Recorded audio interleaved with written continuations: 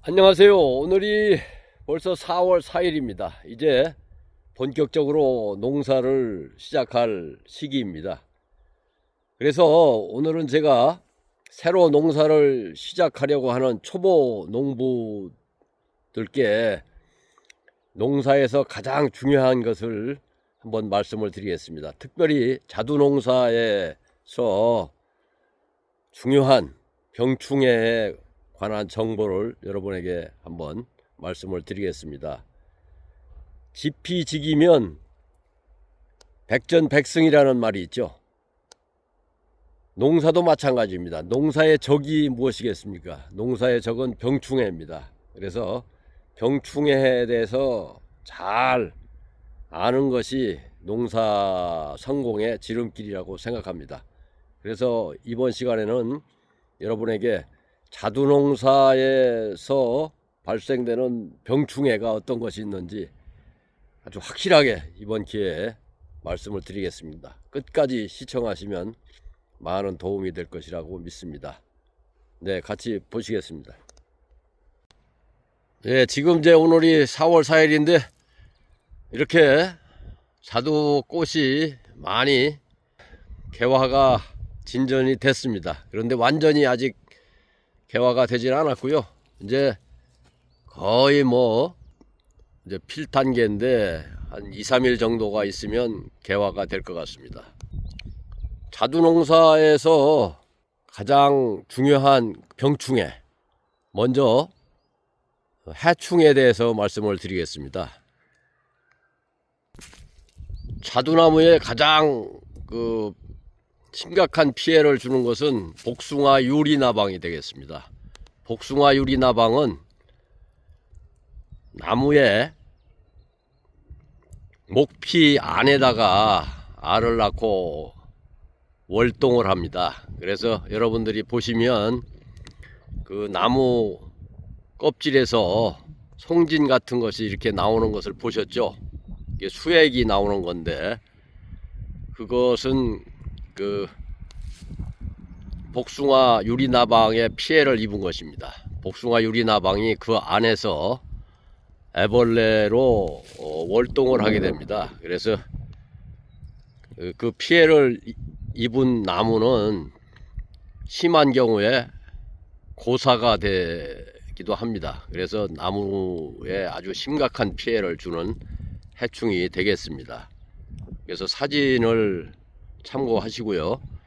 하여튼 이 복숭아 유리나방은 철저하게 방제를 해서 피해를 보지 않도록 하는 것이 가장 중요합니다.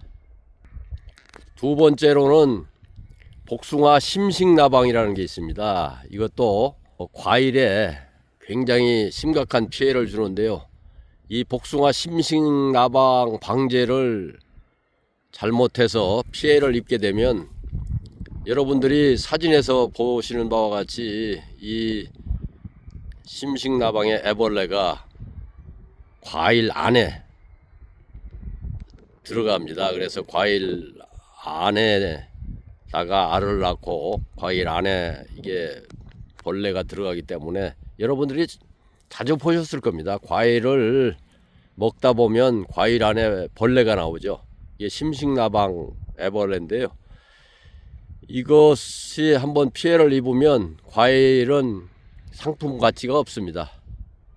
중간에 낙과가 되거나 또 낙과가 되지 않더라도 사실 상품 가치가 없게 되죠. 그래서 농사를 망치게 되는 것입니다. 그래서 사전에 잘 예방을 하는 게 중요하겠습니다. 그 다음에 세 번째로는 복숭아 순나방이 되겠습니다. 복숭아 순나방은 사진에서 보시는 바와 같이 나방 종류인데요. 이 나방은 자두나무의 아주 연한 부분, 신초라고 그러죠. 연한 부분의 잎을 다 갉아 먹고 또 진액을 빨아먹기 때문에 사진에서 보시는 바와 같이 나무 잎이 말라서 죽게 됩니다. 그래서 자두나무의 잎이 건강해야 이 자두독 건강한 자두를 생산할 수가 있는데요. 이게 잎이 제일 중요합니다. 과일 농사에서는. 그런데 잎이 피해를 입게 되면은 과일에 문제가 있기 때문에 이것도 잘 방제를 해야 되는 것입니다.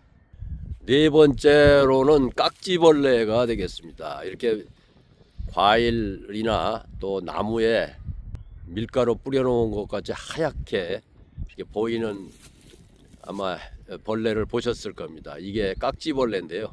이 깍지벌레는 사실 이게 잘 방제가 안 되는 해충 중에 하나입니다. 그래서 이 깍지벌레 피해를 입게 되면 나무가 말라 죽습니다.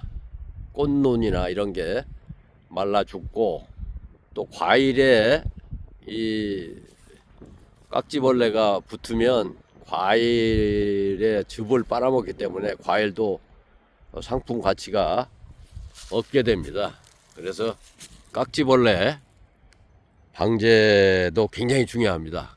그래서 깍지벌레 방제를 위해서는 월동기에 기계유제를 한번 살포해 주시는 것이 아주 유용합니다. 그래서 2월 말경에 기계유제를 꼭 한번 살포해 주실 것을 권해드립니다.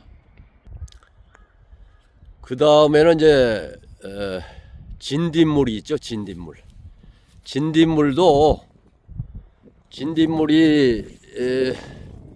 잎에 발생되면은 잎에 진액을 빨아먹고 또 잎이 이렇게 말리고 또 잎이 죽습니다. 그렇기 때문에 이 진딧물도 잘 방제를 해서 진딧물이 생기지 않도록 하는 것이 굉장히 중요합니다. 진딧물 사진을 참고하시면 되겠습니다. 그 다음에는 이제 응애라는 게 있는데요. 응애도 진딧물하고 비슷한 그런 종류긴 하지만 이 응애는 잘 이게 죽질 않습니다. 약을 뿌려도 굉장히 그 방제가 어려운 해충 중에 하나입니다. 그래서 사진에서 보시는 바와 같이 하여튼 생긴 것도 좀 징그럽게 생겼죠. 그래서 이 응애라는 것도 적당한 약재를 사용해서 잘 방제를 하시는 게 중요하겠습니다. 그 다음에 이제 마지막으로 노린재 종류가 있는데요. 노린재 종류는 사진에서 보시는 바와 같이 이제 사진에는 두 종류만 이렇게 제가 실었는데 굉장히 많습니다. 노린재 종류가. 그래서 노린재는 뭐 종류가 하도 많기 때문에 어떤 그 특정한 것을 보여드리기가 어려운데요.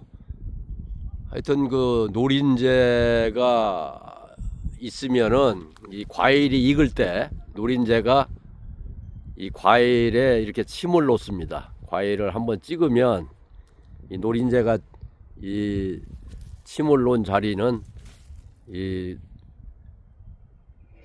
병균이 들어가서 과일이 썩습니다. 그래서 과일이 썩어서 낙과가 되거나 또 상품 가치가 없어지기 때문에 이 노린재를 잘 방제를 해야 됩니다. 노린재 방제 방법에는 여러 가지가 있는데 노린재 방제하는 방법에 대해서는 한번 별도로 제가 영상을 한번 올려드리도록 하겠습니다.